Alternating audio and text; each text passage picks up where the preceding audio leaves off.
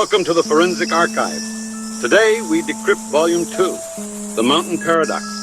Most see a mountain as nature. We see it as a high-density processor that deletes human logic. In this 20-minute mega audit, we deconstruct 4 coordinates, where our reality, scent, space, and gravity simply reached a point of termination. Your field clearance is confirmed. The audit begins now. 4 files, 4 anomalies. File hash 01, the scent void of the Adirondacks, where a veteran vanished into a molecular vacuum. File hash 02, the spatial contraction of the Applegate Mountains, a family folded out of existence. File hash 03, the gravity error of the Penman Mine, a sprint that violated human physics. And file hash 04, the visual paradox of the crazy mountains, the absolute zero of biology. We aren't here for stories. We are here to audit the data that the wilderness tried to erase. To maintain access to Volume 3, ensure your authorization is confirmed by subscribing now. The audit of the Mountain Paradox starts now. Stay safe. Stay found. This is The Darkest Files TV.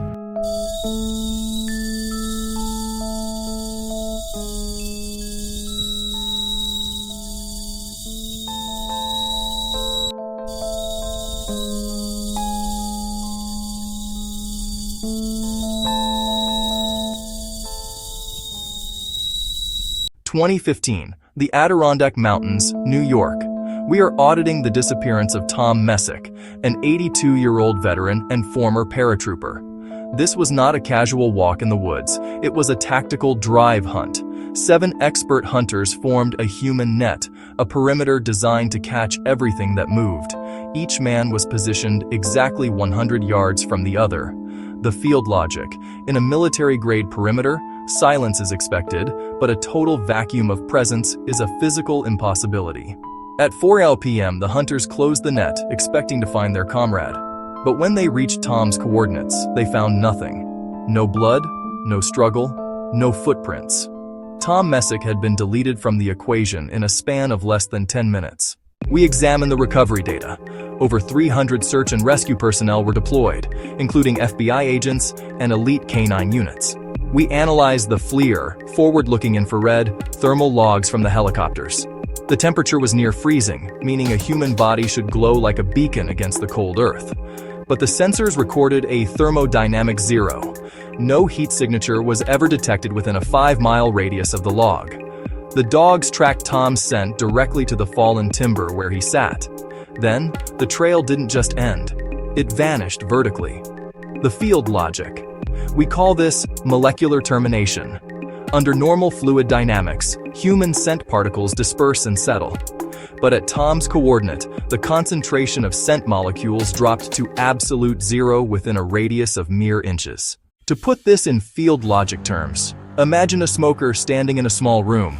The smoke should fill the space and linger for hours. But in Tom's case, it's as if a high-powered vacuum was activated exactly at his feet, sucking every single molecule of his existence out of the air before it could touch the ground. The bloodhounds didn't lose the trail. The trail was erased from the physical world. This is not a failure of the dogs. It is a failure of our reality to provide data. We audit Tom's background.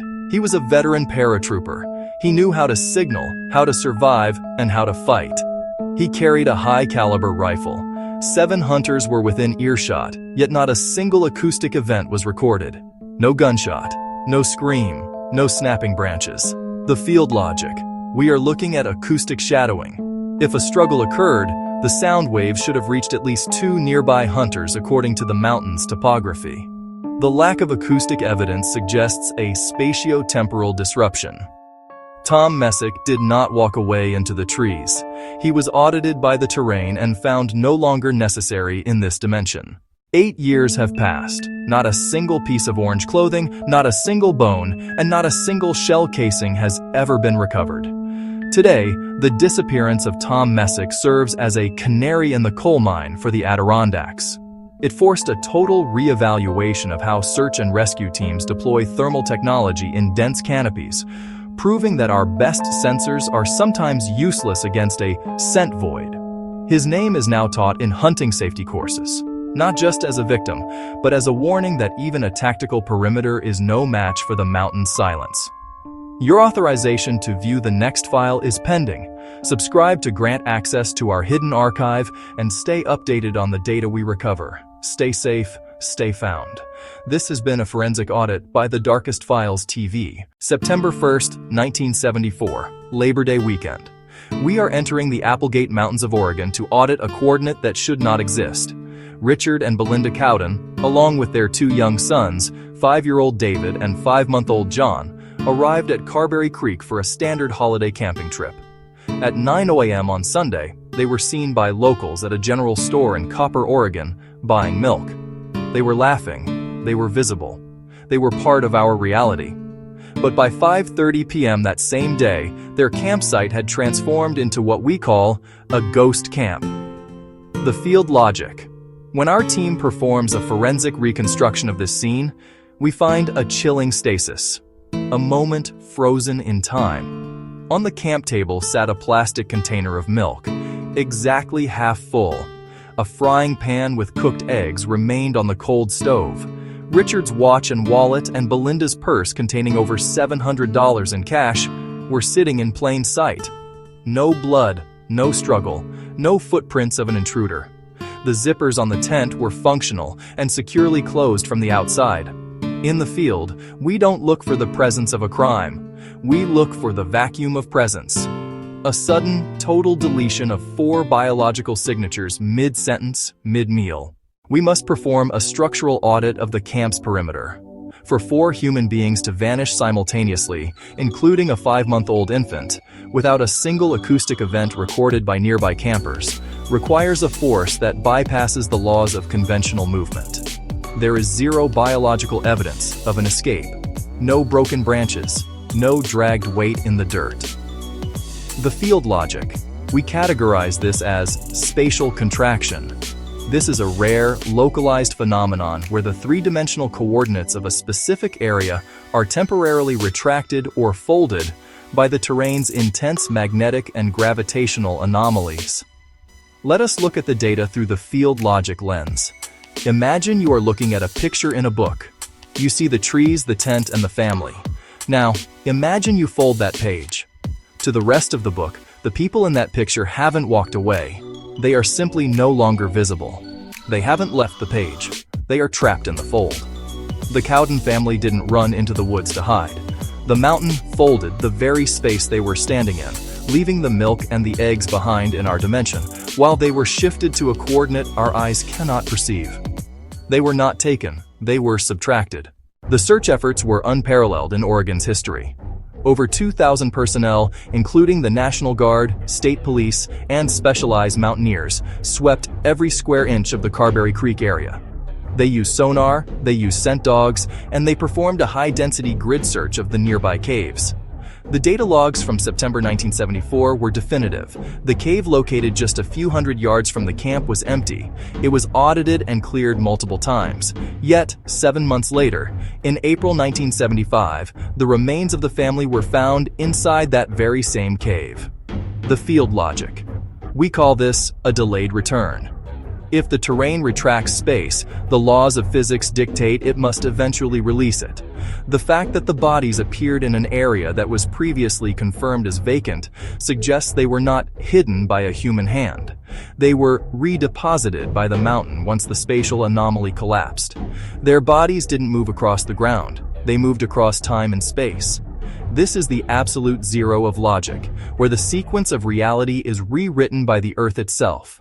The Cowden family audit serves as a canary in the coal mine for the American wilderness. This case forced a total reevaluation of how search and rescue teams categorize high anomaly zones. It changed the tactical protocols for wilderness surveillance and led to the mapping of magnetic variances in the Applegate region. The biometrics of this case proved that our standard search methods are useless when the terrain itself is the predator.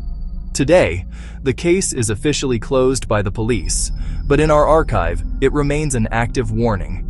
It teaches us that our occupancy of the wild is not a right, but a temporary authorization that can be revoked at any moment. The milk stayed cold, the eggs stayed in the pan, but the Cowden family was archived by the mountain. They are no longer a family. They are a data point in the absolute zero of logic. The Applegate Mountains do not explain. They do not apologize. They simply fold. We have completed our audit of the Cowden file, and the conclusion is singular. Some coordinates are not meant to be occupied. Your authorization to see case GM-03 is now being processed. To confirm your security clearance and ensure you receive the next decrypted report, you must subscribe to our archive now. The more data we gather, the closer we get to the truth behind the silence. Stay vigilant. The field logic suggests that the next fold could happen anywhere the air gets thin and the logic fails. Stay safe, stay found. This has been a forensic audit by TheDarkestFilesTV. October 5th, 2018. 5:30 p.m. Penman Mine, Idaho. We are entering the coordinates of a biological breakdown. Terrence Woods, a 27-year-old filmmaker with a rising career, was working with a production crew in the steep, unforgiving wilderness. There was no distress signal, no conflict among the crew, no signs of psychological fatigue. By all data points, it was a standard professional shoot. But at that precise moment, the variables of Terrence's reality were corrupted. Without a word, he dropped his radio, his only link to safety, and began a terminal sprint. This was not a run toward a destination. It was a pivot into the impossible. He didn't head for the road. He didn't head for the trucks. He turned and sprinted directly toward the edge of a nearly vertical cliff, a jagged, rocky drop leading into the absolute darkness of the Idaho forest below. The field logic. In any tactical survival scenario, a human will flee away from danger or toward safety. Terrence Woods fled toward a 90-degree termination point, accelerating as if the very laws of self-preservation had been deleted from his DNA. We must perform a forensic audit of the biomechanics involved in this sprint. Witnesses, his own colleagues, professional observers, testified to a sight that violates our understanding of human physics. Conversely, Terrence did not tumble. He did not trip. He ran down a 50 to 60 degree rocky incline at a velocity that exceeds the human friction coefficient. The field logic. We analyze the gravitational constant, G 9.8 MES 2. On such a steep gradient, gravity should pull the center of mass forward, resulting in a loss of balance and a catastrophic fall. Yet, data shows Terrence maintained a perfect, high-velocity upright sprint, defying the slope.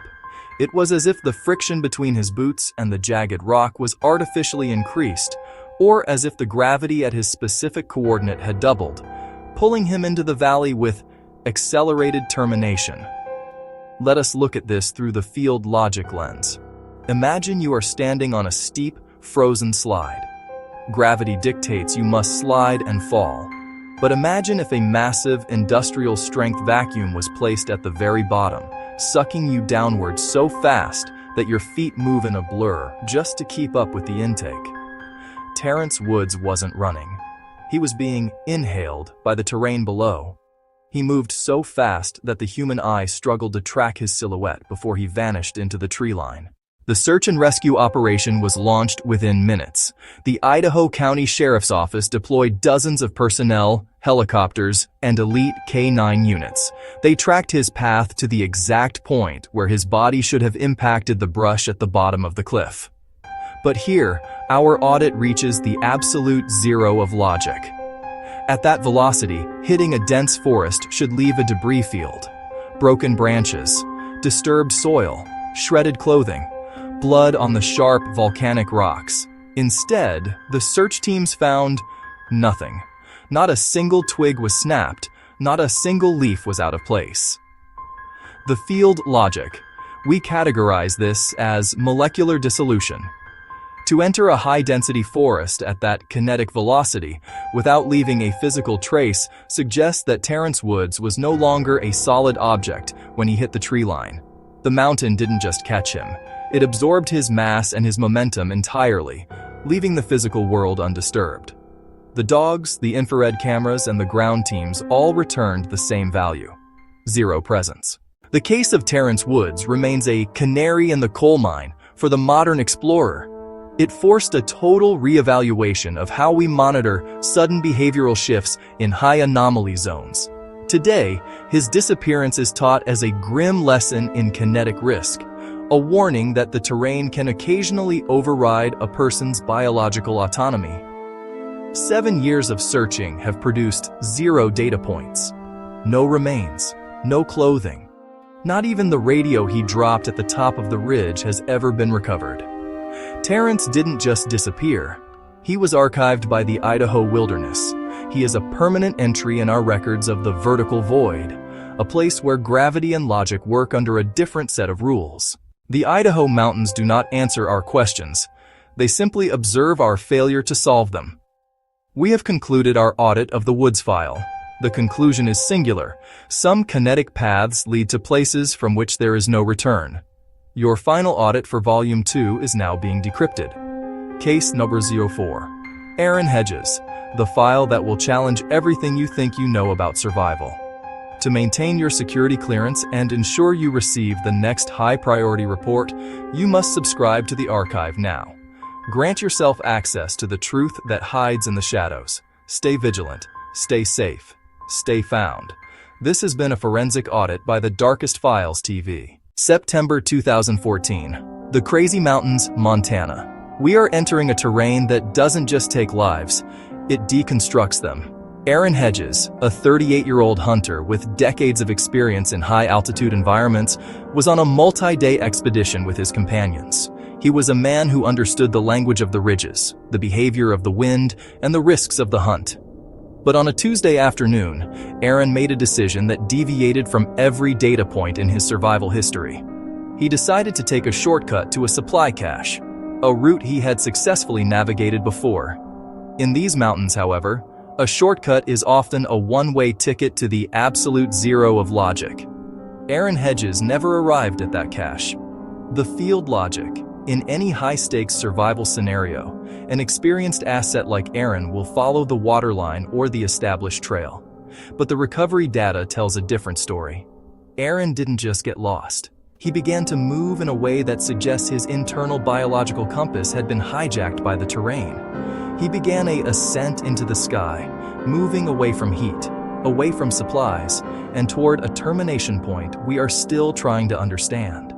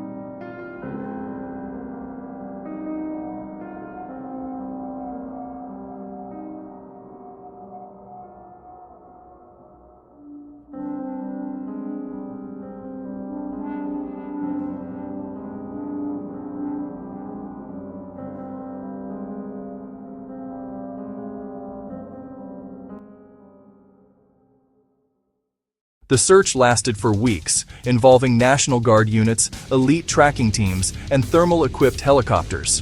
The mountain gave up nothing. It wasn't until a year later that the terrain began to release its evidence. First, his bow and backpack were found. Then, at an elevation of nearly 10,000 feet, an area lashed by hurricane-force winds and sub-zero temperatures, searchers found a visual paradox. They found Aaron's boots. The field logic. We call this a forensic trigger. These boots were not scattered by predators. They were not ripped off in a struggle. They were found on a jagged, razor-sharp rock ridge, placed side by side, perfectly upright, as if the owner had stepped out of them before going to bed in a carpeted room. To put this in field logic terms, imagine you are walking across a field of broken glass in the middle of a screaming blizzard. Logic dictates you protect your feet at all costs. But imagine if the mountain convinced your brain that the sharp, frozen rocks were a soft, warm carpet. This is the absolute zero of biology, a total breakdown where the brain rejects the reality of the environment. Aaron Hedges didn't just take off his boots. He was convinced by the terrain to discard his only protection in the very place where he needed it most to survive.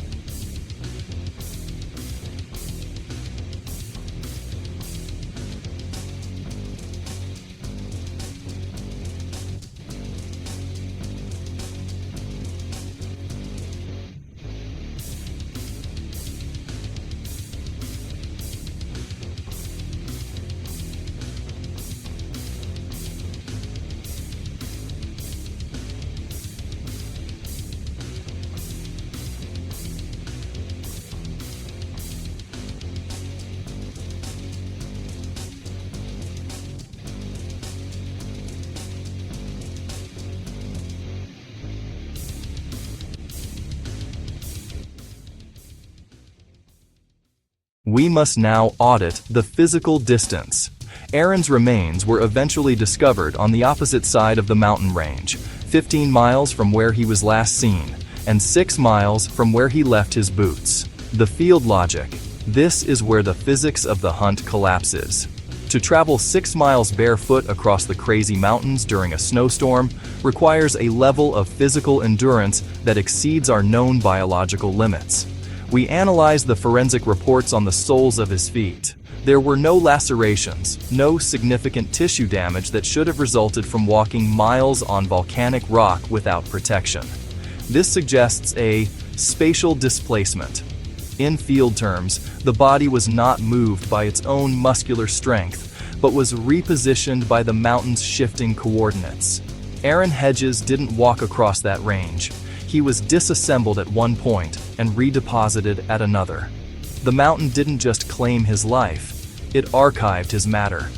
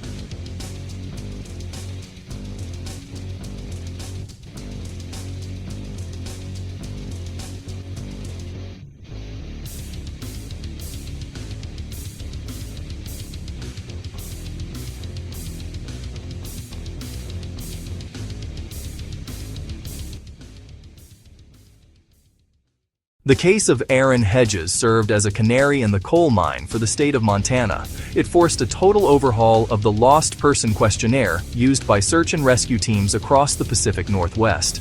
We now have a specific category for paradoxical behavior in high-altitude zones, a direct result of the neat boots found on that ridge. His disappearance taught us that experience is no shield against a terrain that can rewrite your sensory input. Today, his story is taught in specialized survival courses, not as a tragedy of a lost hunter, but as a warning of the cognitive drift that occurs when the mountain decides to audit your soul. The neat boots remain in our records as the mountain's signature, a trophy of a completed audit that defies every law of forensics.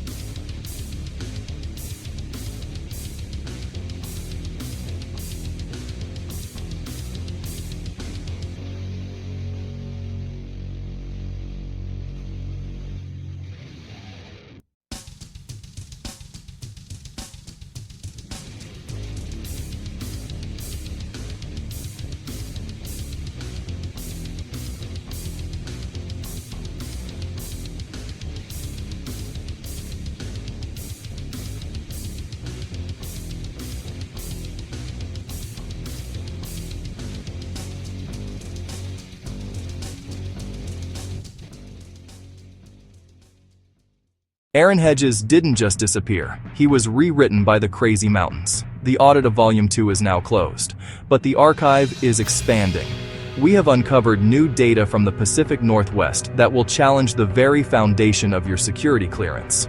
Your access level has been upgraded due to your continued presence in the field.